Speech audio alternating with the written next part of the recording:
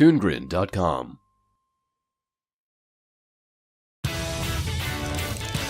What do you say, guys? Let's go somewhere fun and unwind. Blowout Beach, here we come.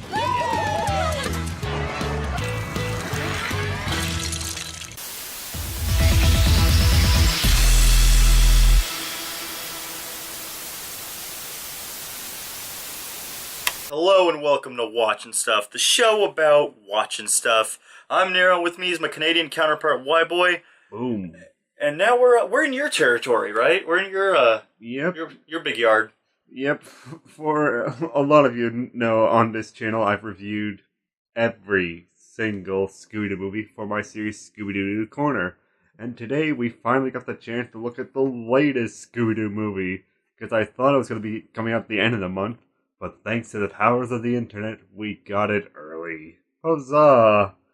And this is Scooby-Doo Blowout Beach Bash.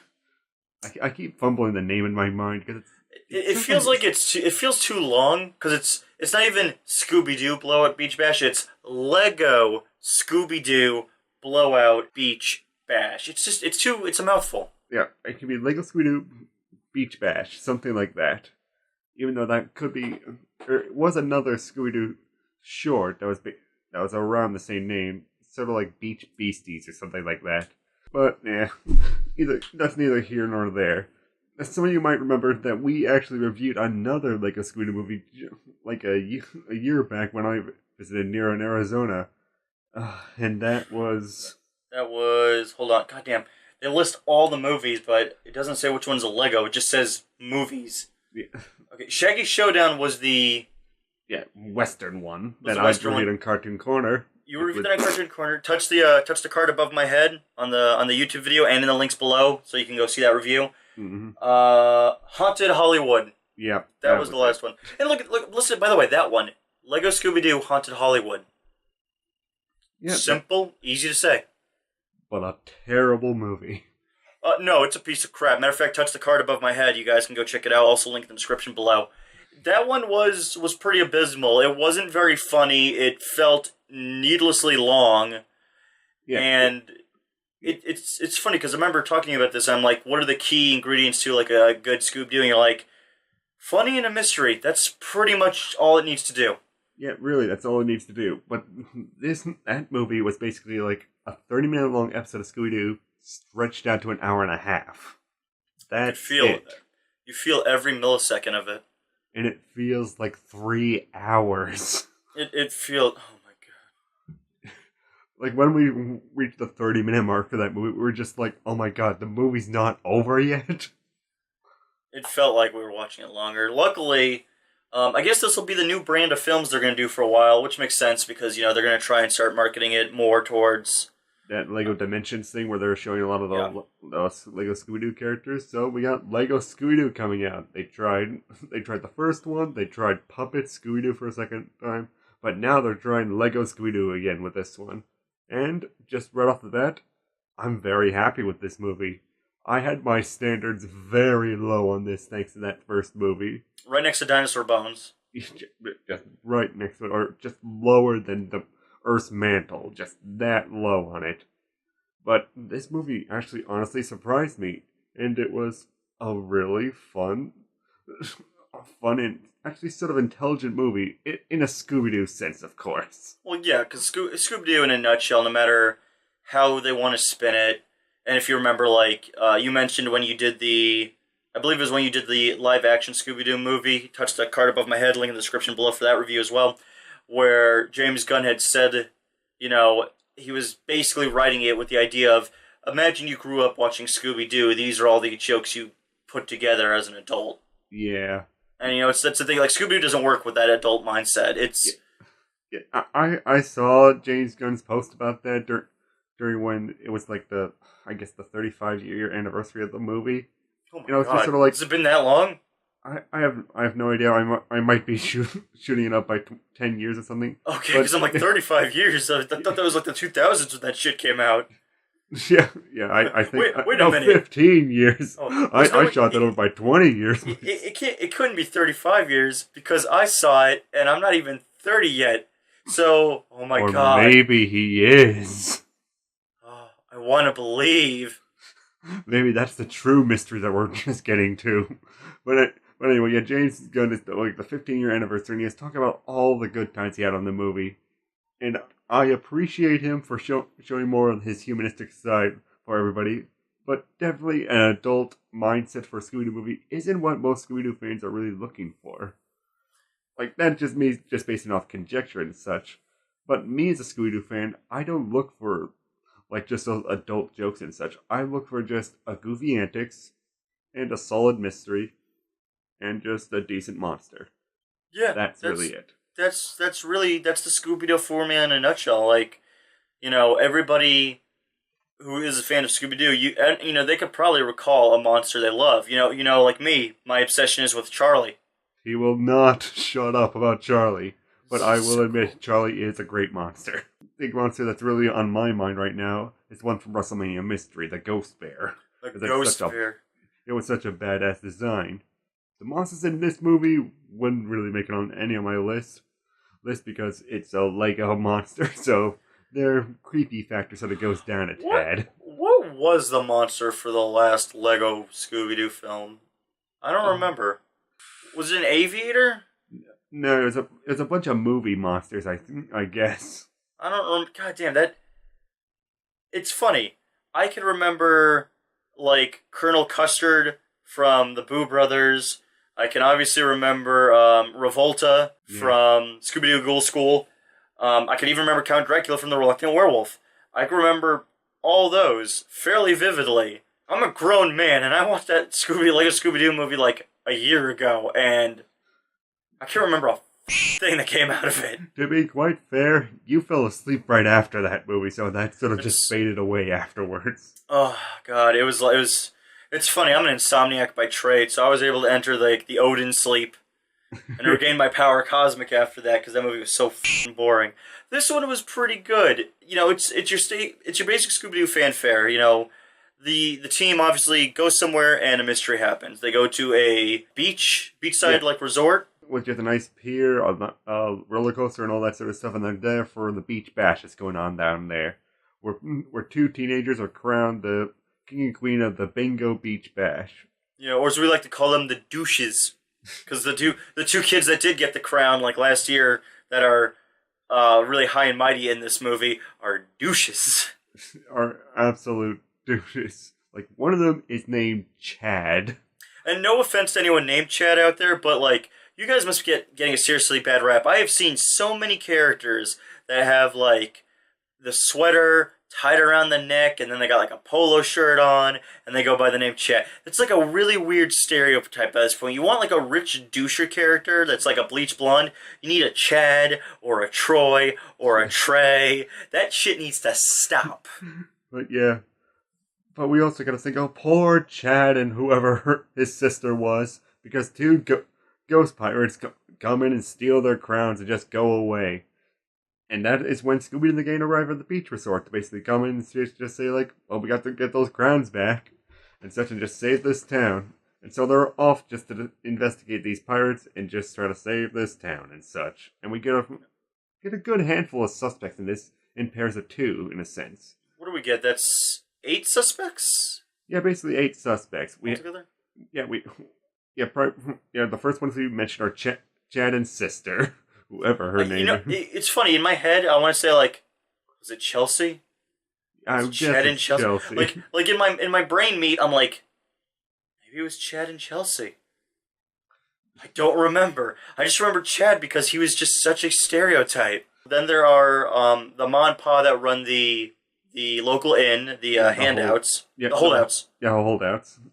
You had the sheriff and the deputy, and then you had Donald Trump and his assistant. Yes. Because there's a character in here who's clearly Donald Trump. Not even trying to cover it. I mean, it was funny because when we watched it, I'm like, is this Donald Trump parody? And you're like, no, man, he needs like the weird yellow like comb over and the orange skin. And then like as soon as he talks, he's like, I want to transform the sleepy old town into the destination for the young and well-to-do. And it begins by bulldozing that ugly old beach and boardwalk down there and turning the whole thing into piers. I just turn to look at you, you're like, okay, you know what? They're not even trying to hide it. I'm like, I guess they just made him look like a normal person instead of an Oompa Loompa. Yeah, really. But he just goes through all the cartoonish extremes of what you think of Donald Trump. Yeah, he's quite the Cartoon. yes, he's quite the cartoon, which makes him increasingly unlikable, but also likable in the strangest sense. almost like the actual person. So it all oh my god! Did you make a cartoon your president? I didn't. I'll tell you that much. I didn't. The rest of the country maybe, but not me.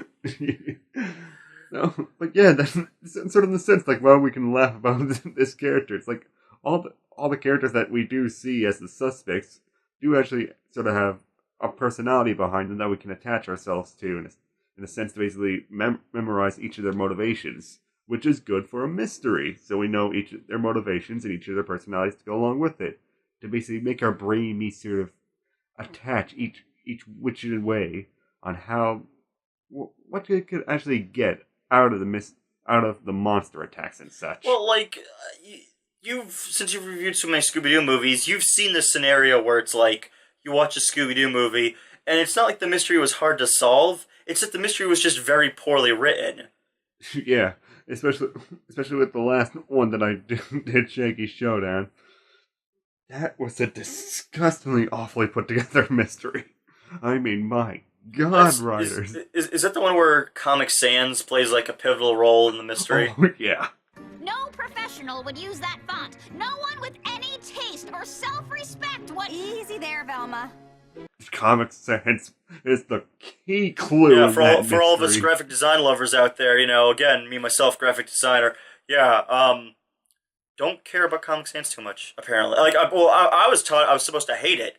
I'm indifferent to Comic Sans, quite honest. I think it has a place like any font, but it was really weird that somebody wrote the crux of a animated film, let alone a Scooby-Doo film, and the crux of the mystery is Comic Sans, the font. Yeah, one of the culprit is a Comic Sans, and that's the evidence that gets. This was interesting because with the multiple antagonists, you have multiple people who you can draw your parallels from. You have, actually, that's the thing. You have the two douchers who their whole deal is they basically want to stop the contest from happening so they can be king and queen forever. Which, dude, is it just me? They're king and queen, but they're siblings. Is that weird to you in any way, or was that just me? Yeah, that could be weird, but it's just sort of like with the popular kids, and we're family too. That means we're so cool because they also are the kids' owners that own the nearby hotel, so they really are the king of the whole area. So you have the douchers want to scare everybody off, so the competition can't be held, so they keep the crown because they're just that pathetic. Yes, then we have the Monpa, who have their own hotel, and they basically hate Donald Trump, and basically clearly say, we would destroy the whole pier before selling it to you. We have Donald Trump, who basically says, I want to just bulldoze down this whole place, just make it for all my business. I think he wanted to make it a, he wanted to, up it, it was a small family resort, but he wanted to, up it into, a loud resort. Yeah. Yeah, with more roller coasters and such. And the sheriff and deputy are just basically saying, we hate all these teenagers around here because they give us too much work to do. That to me was arguably the most realistic motivation. It's fucking hate teens. They're coming in, they're starting shit. They're good guys. Our job was so much easier when we were just a small little beachside town. Nothing would ever happen. It was probably the sweetest gig ever. Yeah, and each one had sort of a viable motivation to it, so you can't just instantly think oh my god, maybe that character with the twirly mustache is in a way, actually, it's funny because the kids, the douchers have it because of greed. The parents have it out of anger. The deputy and the sheriff have it out of being slothful. And the Donald Trump also great. Actually, I would say Green yeah. Well, Vanity actually, as Pride well. could also go for the douchers too, because they were very, very up in their own butts about it. Yeah, yeah, definitely. And that's just sort of the most dynamic part of the movie, those characters. But in a sense, it's not all about the suspects, obviously, as we have the Scooby Gang here. And every time we have the Scooby Gang around, they each need sort of a subplot in the movie. It's like if you ever watch Be Cool Scooby-Doo, Daphne's whole thing is that I'd argue she's retarded to some extent, because she seems to be very dumb in that version, but she's made to be very quirky in that iteration. Yeah. But in a lot of the previous Scooby-Doo movies, that each character would have sort of a subplot thing that basically draws out the movie, so that there's not really a moment where things slow down. Here, there's not as many subplots for them, which I feel is sort of a strength for the movie, but also a detriment A little bit. to it. It works because they do the role reversal angle instead, because initially the angle that they originally worked it is, pretty much Freddy and Velma are the key components of the team. One's the brains for the mystery sense, one's the brains for the trapping sense. Then you have Scooby and Shaggy, who are, for lack of a better phrase, they're kind of like the muscle, really, because they do all the heavy lifting. And Daphne's just sort of the chick. She's the damsel. She really doesn't have a real reason to be there. So the idea that in this movie they flip the script and they role reverse it. So, Freddy and Velma want to be fun. They want to be carefree because, they get teased by Shaggy and Daphne and Scooby about how, like, they don't loosen up, and how every time they do something, it usually ends up in a mystery because of them. And which is always true in most of the movies. So in this case, with the role reversal, we have Fred and Velma going out to be the fun crew, and getting all wrapped up in just being the cool teenagers on the block. Or we were just joking about the cool 30-year-olds among the teenagers. It's not against the voice actors. Like, some of them work. Daphne seems fine. Shaggy seems fine. Mm-hmm. I can't really stand Kate Micucci as Velma Dinkley. I don't care for her voice. Maybe tone down the pirate speak, Captain? Let's try engaging a smaller group. She's sort of like a hit and miss for a lot of her performances and such. I feel here she played it a lot more older than... Well, I love Frank Welker as a performer. He's a phenomenal voice actor and an amazing talent. But it's really weird where Freddy, shows up and he's like, how you doing, fellow beachgoers? I just keep thinking back to that 30 Rock joke where Steve Buscemi walks up and he goes, How do you do, fellow kids? Just a couple of freewheeling teenagers such as yourselves. Yeah, even for a stick-in-the-mud teenager, that feels like a little bit more of an old man joke. and that's the thing, the acting is all good across the board, and there's a lot of surprise voice acting. Tom Kenny shows up here, Jack McBrayer shows up, Fred Tatasciore shows up, it's, Josh Keaton shows up, it's a lot of a who's who of voice acting. Jeff Bennett shows up, and it's like, man, most of these people were part of my childhood. Yeah, it's a nice all-star cast of voice actors. Like personally, I'm not usually the one that really points out voice actors and such, but I do like their performances because, shock of all shocks, this is actually a pretty funny Scooby-Doo movie. What I like about this one over the last one, and we said this in the review for the last one. In the last one, the big issue was it was a Lego Scooby-Doo movie, but it wasn't aware it was a Lego Scooby-Doo movie. They used maybe one joke. Here's the one joke that they used the Lego, anything Lego in the last movie. It's really Verona Dempsey. They spin the head. That's it. Yeah, and it's not very funny because that's all they do. But in this one, they're fully aware of it, so much so that they point out pretty much that they're Lego pieces. Yeah, that's actually so fourth wall breaking and clever, just like you would see in the Lego movie where all this started. There are even bits where there are master builders in a sense. I like that, actually. It's really kind of surprising. If you ever go back and watch the Lego movie, no Scooby-Doo. I'm trying to think of this. If some form of Scooby-Doo showed up in the Lego Batman movie, but I can't think of it on top of my head. Not that I could remember, and I've seen that flick 4 times now, and... No, I don't think so, which is weird, because Scooby has had a crossover actually with Batman before, so Yeah, like way back in we finally see how Lego can actually work with Scooby-Doo and just sort of really gel together in a much more competent way. It's like surprisingly, it's very tongue in cheek, but that's what makes it work. And it's the same thing. Like if you ever go back to, not Be Cool, which it was also tongue in cheek, but Mystery Incorporated was also that. And which was the one? I think it was the WrestleMania one you showed me, where Daphne and Velma get angry at Shaggy and Scooby, and Shaggy says, "What's the big deal if I didn't pack our laundry? I mean, we all wear the same clothes every day." And it's it's true. That sort of is the best writing in the series, because it is funny for the kids out there watching it, because they know from their small experience, like, yeah, they just wear the same outfits all the time.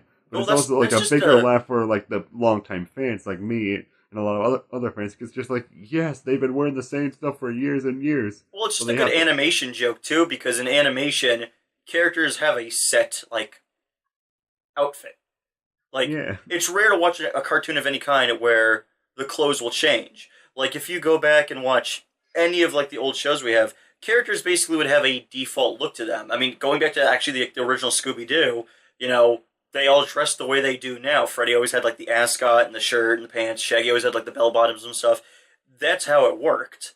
Mm-hmm. And that was it. So like, it's funny because that's just a good animation joke, because in animation, it's really rare. I think one of the exceptions was maybe Shaolin Showdown, where Kimiko would always actually have a different outfit, but the other three members, the other three Shaolins, would always actually dress the same.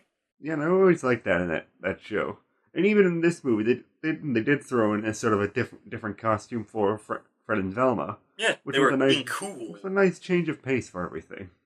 So, I mean, we don't want to give the plot away, and I know that's kind of strange for us because we do tend to go over movies in more detail, but we enjoyed this to such a degree that we're asking, if you're a Scooby fan, and we know you exist, otherwise why you subscribe to this channel, really, but you should really... You exist. You watch it for me.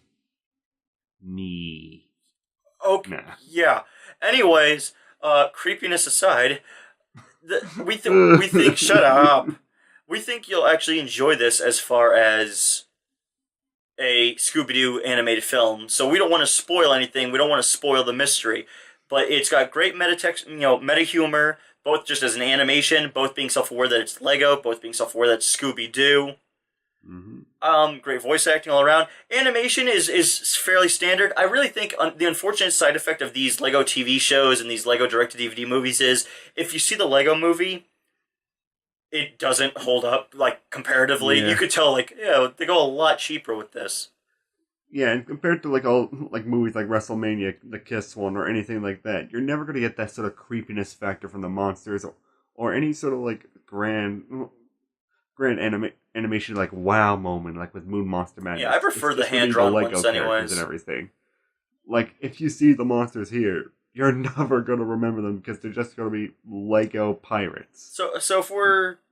To wrap it up, your rating, what are you going to go with? I'll have to go with a good watch. I can't really give it a must-see because this is definitely more like a Scooby-Doo fans movie. I wouldn't just show it to like, hey buddy who's never seen Scooby-Doo before, watch this, you'll love Scooby-Doo afterwards. No. It's basically standard Scooby-Doo fare that'll make a Scooby-Doo fan happy. And that's really just all you can really expect out of something like this. Too true. It's definitely better than what we got last time with Lego Scooby-Doo. Oh man, preaching to the choir. I agree with you. Good watch. It was... Now, mind you, you could argue there's an asterisk next to this because fact was, the last Lego Scooby-Doo movie was dreadful. It was boring. It was uninteresting. And that in and of itself is honestly the worst offense anything that's part of the medium of entertainment can really do, is be boring. Like, at least if something's bad, at least you're getting a reaction of something. It might be a negative reaction, but at least it's a reaction. That's certainly better than just being like, why does this even exist? I'm going to take a nap after this now. And I knocked right out. Yeah, so maybe because they were so bad, we were sort of nice to this movie. I can say that myself, that may be sort of a bias in my case. Yeah, kudos to Emily Brundage and Aaron Preacher. Those are the two who wrote this.